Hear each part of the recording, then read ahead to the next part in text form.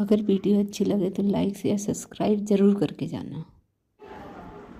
एक राजा अपने 3 बेटों को अपने पास बुलाता है क्योंकि राजा बूढ़ा हो चुका था और वो चाहता था कि उसकी गद्दी उसी का कोई बेटा संभाले, पर कौन ये वो नहीं जानता था। तो उसने सोचा कि थोड़ा उनसे प्रश्न किया जाए, उनकी परीक्षा ली जाए, उनके एग्जाम लिया जाए।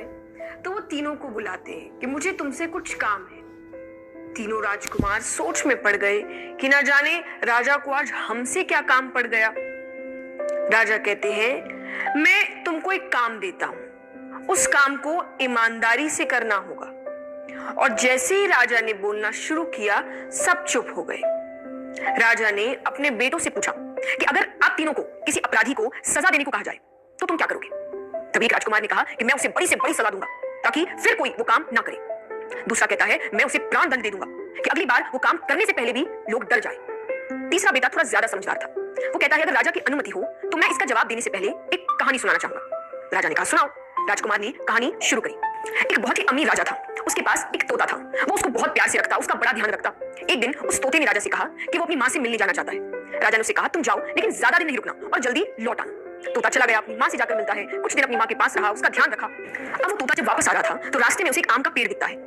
उसने कई लोगों से ये बातें सुन रखी थी कि उस पेड़ का फल खाने से कोई भी अमर हो जाता है। तो फल वो राजा के लिए लेकर आने लगा। रास्ता बहुत लंबा था, इसलिए रास्ते में ही तोता थोड़ी देर के लिए सो जाता है और वो उस पेड़ के नीचे फल को रख देता है। लेकिन उस आम को एक सांप, सुबह तोता उठता है और वो फल ले जाकर राजा को देता है।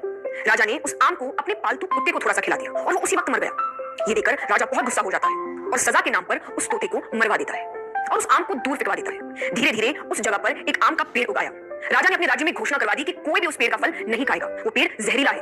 अब एक दिन उसी रास्ते से एक महिला गुजर रही थी। उसे ये सब बातों की जानकारी नहीं थी। उसे भूख लग रही थी और उसने वो फल खा लिया। अब धीरे धीरे बात फैलती गई कि उसकी उम्र कम होती जा रही है, वो वापस से जवान होती जा रही है। ये बात राजा को पता चलती है। अब राजा को समझ आया कि उसने क्या गलती करी थी। वो अपने अफसोस पर रोने लगा। वो रोने लगा कि उसने सच जानने की कोशिश क्यों नहीं की, उसने तोते से सच पूछने की कोशिश क्यों नहीं की, सीधा सजा क्यों सुना दी। इस पर राजकुमार ने कहा कि मैं यही करना चाहता हूँ। मैं नहीं चाहता कि बिना मैं सच जाने किसी को भी सजा दे दूं। कोई भी अगर आकर कह दे कि सामने वाला गुनहगार है तो मैं सजा सुना दूं।